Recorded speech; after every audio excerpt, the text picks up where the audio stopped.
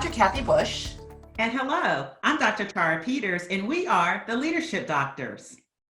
You're going to enjoy our interview today. We're lucky to have Jürgen Müller joining us from Switzerland. And Jürgen is the IT audit partner for PwC in that region of the world. And so welcome, Jürgen. Hello, thank you for having me. Very excited to be interviewed in these times. Oh, sorry, I talked right over you. We're excited to chat with you. And yes, these are interesting times.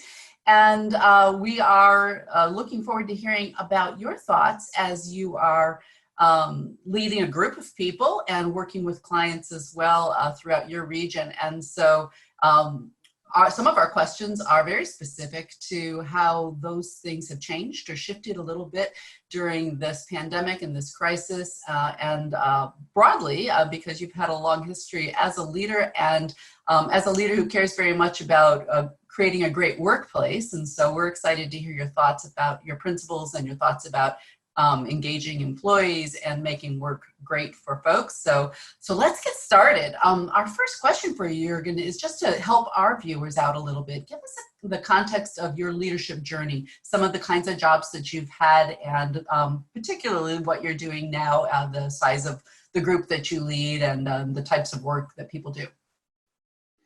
Yeah, my leadership journey started actually when I was very young, because I always wanted to win and I wanted to be the first one. So I wanted to be the speaker in the school. I played soccer, and it was important for me to be the captain and to show the way. And so this then also came into my professional career, of course. And before I joined PwC, I was actually around as a freelancer. There I was my own leader and my own staff. And then in PwC, which I'm working now for 24 years, it was important at a certain moment for me also to become a partner, which I made relatively quickly, and then becoming also having more roles and more leadership and more promotions. And one day that was the top of my career, you would say, looking from outside. I actually doubled the size of a practice that I got in number of headcount and in number of revenues and in number of benefits. At the end, it was 50 millions and 250 people, 50 millions of turnover and 250 people. But during this time, I actually figured out that with all this career, my happiness and the joy that I had in my life had taken hard hits. And this was already while I was in there, I actually became, and I said, happy people will make happy clients, and not the way how we actually normally look at our people, make them work very hard, including me. At a certain moment in my leadership time, I worked 14, 15 hours a day, but I call me a zombie in that time. 3 years ago, and that was a development that kicked in 12 years ago. A development, we will talk about that never went away from me. I wanted to be successful. I wanted to be a partner. I wanted to make good money, but not to the price that my happiness would go away. And so 3 years ago, I decided to step out of this big leadership role, become a smaller leader in terms of people, and much closer again to the clients, because often when you are a leader, you are actually alone in your room and you talk about the problems, and but you are far away from actually what's happening. And I see a lot of leaders, they have wonderful talks about the organization, but they do not know what's actually happening in the ground. So I was a very unhappy person at a certain moment, needed to figure out what makes me happy. And that took a long time and a long reflection, figured it out. And now this happy people, happy clients, and happy clients will make a happy company, because happy clients will be loyal. They stay along with you. that has become the underpin of everything that I do every day. You know, Jürgen, as you were talking, I mean, I loved everything that you had to say because it's so relevant to the work that Kathy are doing and our research interest. And it's also so timely in terms of the pandemic and what we're trying to navigate, both individually and collectively. You know, you said something about how you know it's important that your employees are happy because of the impact that they're ultimately going to have on your clients, and there's a long tail to that in terms of that whole loyalty piece and clients actually staying with you. And so I can imagine in this time, right, that need to have your employees to be happy, right, is really even increased in terms of its significance given everything that they're navigating. So we're interested to know how you're using that insight and the perspective that you've acquired over the last several years around that to help you to lead your team and to direct operations right now, given everything that's going on with the pandemic? It is in general, but it's also in pandemic. I think we underestimate how individual we are. Of course, there are people who are functioning the same, but we are individuals. So for me, the examples that are really resonating is some of us are optimists and some of us are pessimists. And then there are the both extremes, of course. You know, the pessimists who have thought through a business from A to Z and have a wonderful, thoughtful business plan, identified all the risks, all the opportunities, but they will never go and actually start that business. The optimists has in a Sunday afternoon at the beach an idea and opens and invests a lot of money on the next Monday. And you are facing this kind of people in your organization. You have the introverts and the extroverts. You have the people who actually need calm and freedom, and some other people who need harmony and fun to perform. And this is why what companies actually trying to do, you know, for example, creating a team spirit by going out and doing something in nature which has nothing to do with work. Some of the people will really like that. For some others, that's nonsense. You will not get it. So I think we need to be much more lean toward the individuals to actually make them happy and performing. And then, of course, there's a structure economically that we are working in. And these days of the pandemic, when we stay at home, this is actually becoming even more important because the people that need other people to perform well, you need to set up more of the calls and reaching out. But then there are other people who are very well off by their own. Leave them alone, leave them calm, give them some objectives, and they will just deliver perfectly, and they would love that. This is true for the pandemic. This is true for our real life. And in my research, I actually found that these words like harmony, fun, calm, freedom, that's actually what makes us ticking. And there are 50 or 60 of these words. And then we found that only, you know, there is a pair of words which is right for you, Kathy, which is right for you, Tara, and which is right for me. But they are likely different. And this you have to find out and organize your group to actually being very targeted for the individuals while you're still working on a project, on delivering something together. Of course, your focus on the individual and serving the individual from the position as a leader is fantastic, and it certainly fits our spirit of what we believe is important for leaders to be thinking about, not just now, but across the board as leaders. And you described, I don't know that you called it an epiphany, but a transition, certainly in how you devoted your energy a few years ago so that you could pay more attention to this. And I'm thinking about a 24-year career in an organization, a pretty amazing longevity, and then an organization that has been around and has been as successful as PricewaterhouseCoopers. And I think that it's possible that you have experienced a lot of different versions of leadership principles that have been taught to you, that have been modeled by your leaders in your organization. And so I'm curious about that journey. I think that probably the people who are viewing this, Jürgen, might work in organizations not unlike PwC that might have maybe an older version of what leaders do, and maybe struggling to make this transition toward understanding individual differences and serving the individuals. And so any sense that you have for that and these principles and the way they've transitioned over time for you, I think would be really helpful to the people who are going to view this.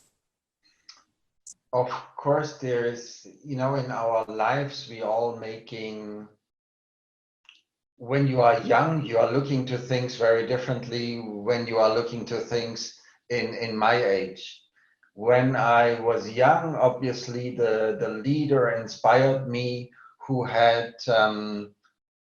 tried to see, we are going there. This is, everyone follows me. I take the direction.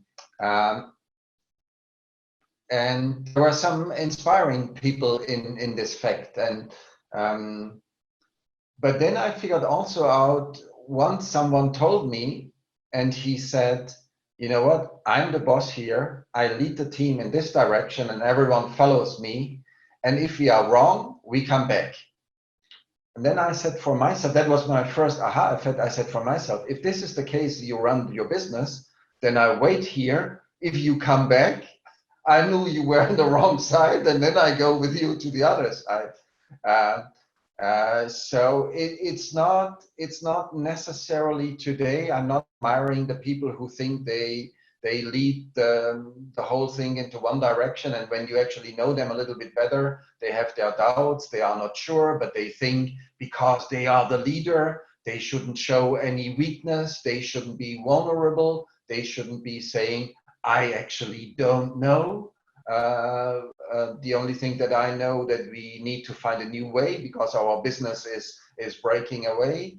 And the leaders that profoundly have touched me are all leaders that were close to their people. They were more asking questions than coming up with something. Leaders who don't need a PowerPoint slide, but who actually talk to your heart. That are leaders that I would be willing to go with today. If someone comes with a wonderful slide and actually need to read the words which are on the slide, which are not his words at all, but because he is the boss of the thing, he talks about something, that's not what's inspiring me. So leaders who have been transparent, who have been inclusive, and really inclusive. I see also a lot of companies who have inclusive and diversity programs. And my experience is those companies who have a diversity program, they are not diverse. Because if you truly are, it's just happening. And if you need to say we are diverse and diversity is a big theme in our company, look at it twice. Why does that company have that? The companies who actually are diverse, they don't so much talk about it.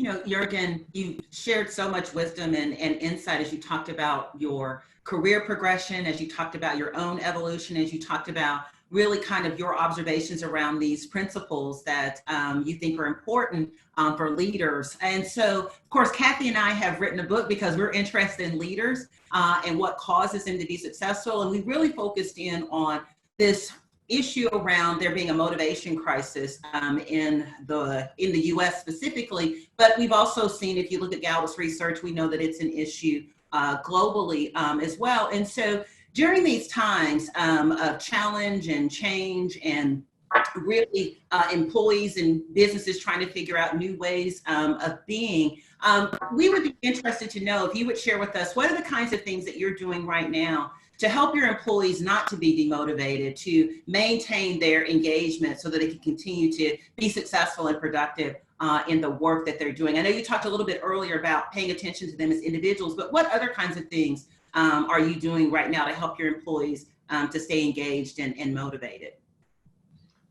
I need to explain a little bit how I actually came to that this 12 years ago. You know, I was born in very poor circumstances. So for me, having success and also having material success, this is actually what was driving me, and which made me work very hard. And in a company like PwC or any other big internationals, you have this yearly process where you hear you work very well, but you know what? Next year you can do even better. That's what you are hearing, and because this to hear that you've done very well and that you can do better, people that are motivated will do work then longer and harder. And so it came that I worked this 14, 15 hours. That yes, I was promoted because of that to a partner. Yes, I made a lot of money. But then there was one day I was standing in my bathroom and I was as white as the shirt that I had this day. And I looked in the face of a zombie that was dead, that didn't have any joy anymore, that really could not very relate to itself, neither to the other people around. And this is when I decided to change, and I started, I bring together sometimes the career of people going like that, but their personal development is like that. And this needs to come together. I started reading books about loving kindness. And guess, as a German in IT business, that's kind of thing. And I read spiritual books. And one of the books that really struck me is The 7 Keys of Spiritual Success from Deepak Chopra, where he was written, and again, it's about making it rich. He said, if you want to be rich, make the other people around you rich. And that's quite a change also for a businessman that you are at PwC. You are not working for you, but you are working for your clients. And that has all changed the way how I'm dealing with people that are coming today in my life. I want to make the people rich, not only in money, but experience in the things that we are doing together. I want the people around me to grow, and it's not all about me all the time. That's making a fundamental change in the way you do stuff. And while you are doing that, the universal is just built in the way that it comes back to you. So if you take care about the people which are around you, they will take care of you. And the more you understand that, your life. I'm still a partner in PwC. I do what I did before, but I do it fundamentally different. I'm not running after numbers. I'm running after the happiness of my people and of my clients. And that's quite a game changer, and takes out the stress and the pressure in the whole system, which, and I come back to what you said, makes the people demotivated. You know, there is also economically, I think if you think the next promotion, the next salary increase will make you happy, you sooner or later will be disappointed because it does not come. And you will find out that more money at a certain moment, of course, it's nice if you can at the month end, you pay all your bills and you're not worried, and you can even do a little bit of silly things with your money. That's all good.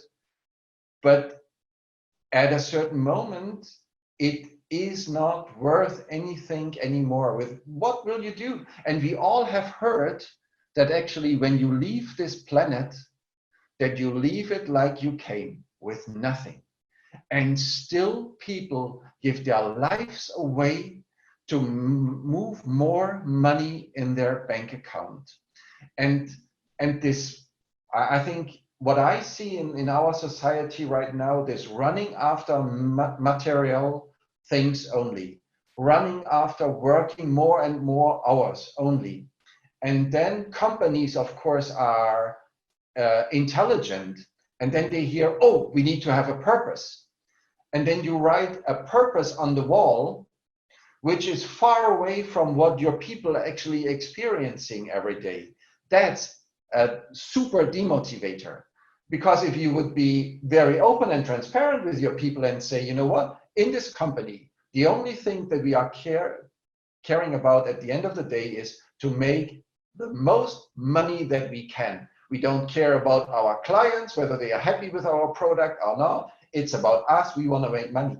Then the things are clear. But if you write on the wall total different things, our people are so important, and then you are firing them without even having any issue with that. You know, our clients are important, and you don't treat them fairly on your hotline, on your client service line. This is, I think, where from the disconnects which are told and what you're experiencing in the real life, you know, if we keep this very close, demotivation would be much less, and then everyone can actually choose which company he is joining and which company he is not joining. So that was a very, very long answer, and I'm not sure I answered it very well. Oh, no. Actually, it was very interesting to hear you talking about this sort of philosophically, as well as some of the specific pragmatic things that you're doing. So one of the things that strikes me, Jürgen, as we've gotten to know each other, I know that you are happy to be in a position where you mentor many people, certainly leaders who are at the middle level or early in the stage of leading other people inside of the engagements that you're responsible for. So you get to mentor them. And I was hoping that you would give our audience a little bit of the kind of wisdom that you might be providing to folks as you mentor them as leaders. And so what do you, in particular, what do you think they should be doing to be developing their leadership skills? What kind of advice would you give them, and also those folks viewing this interview who are thinking about their own leadership development journey that's coming up? Maybe they're early in their career, like many of the people that I know that you're also working with. So, so love to hear some of your mentoring advice about the leadership journey. I think it is so important to remain close to you and to know who you are. And when I see all these wonderful young people that are joining PwC every year, year in, year out, when we talk to them about leadership, they all say the things that you want to hear. It has to be for people. It needs to be inclusive. It has to be human. It has to be caring.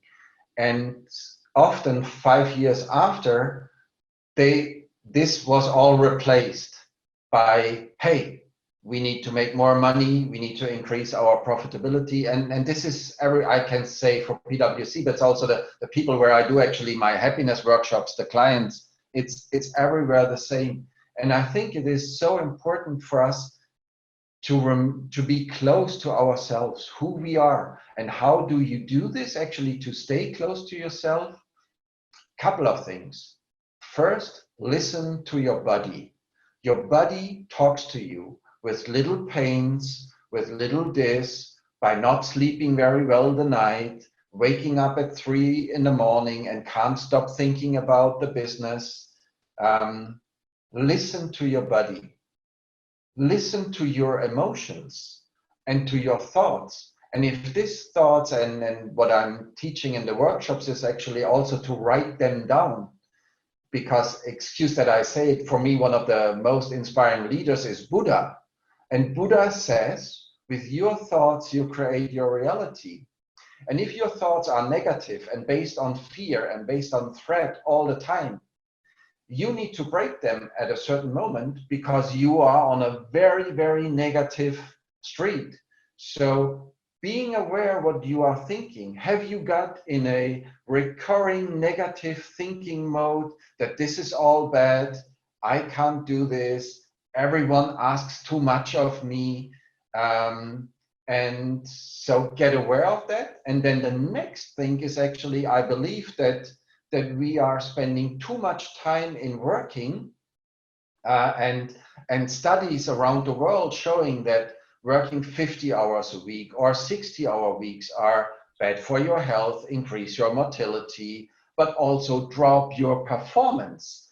And you cannot, in a Friday afternoon, invite the team and say, from 4 to 6, we are now going to be innovative and creative.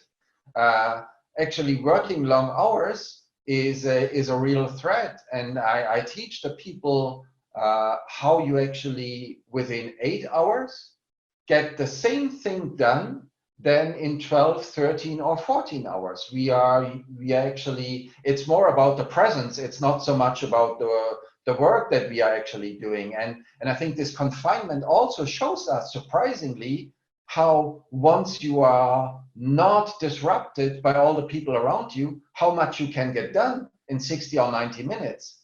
And in the workshops, I teach the people actually to create this space. Even if you are sitting in an open space, we take a bottle and we put the card on the bottle and say, don't disturb, like in a hotel room, because we need this time. And then invest the time that you are gaining to calm down. For I know meditation is not easy to learn, but actually for only 2-3 minutes to calm down and to look at how you are breathing, that actually connects you back with yourself and stops this constant thinking that we are having with the news, with your iPhone, with the emails, with all other kind of communication.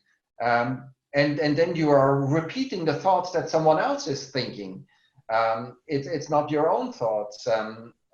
So calming down, be connected to yourself and your emotions, your body. That's actually where you find out where you should go and where you should not go. And then they are very based to how do you plan your week? What is your objective for this month, for the year, professionally? What's your objective also on the private side? And I think this is for the young people so important, that they are not getting eaten up by that system and that they think the next promotion, the next salary increase is the most important thing. Is stay connected to yourself. And I believe we humans, we are all good. We want to do good around us. And it is the biggest challenge in this times that we are living, which are full of peace, which are full of knowledge, that no other generation had before, that we make the best out of that. And calming down and thinking what you're actually thinking about is what I can advise the young people. Well, Jürgen, you've given us so much to think about and so much perspective taking, really, just about ourselves as individuals, but also what that means in terms of managing our careers, and then really this context that we find ourselves in. So thank you so much for being a part of our Lessons from Leaders interview series. We know that those of you who are viewing have found so much value in what Jürgen has shared with you today. And so we want to encourage you to go to our website, theleadershipdoctors.com, where you'll find more videos like this, where we have industry execs who are sharing insights and principles to really help you to navigate this time and also your professional journey. So Jürgen, thank you so much again for being with us today. You're so welcome. Thanks for having me. It was a great pleasure. Likewise. Thank you.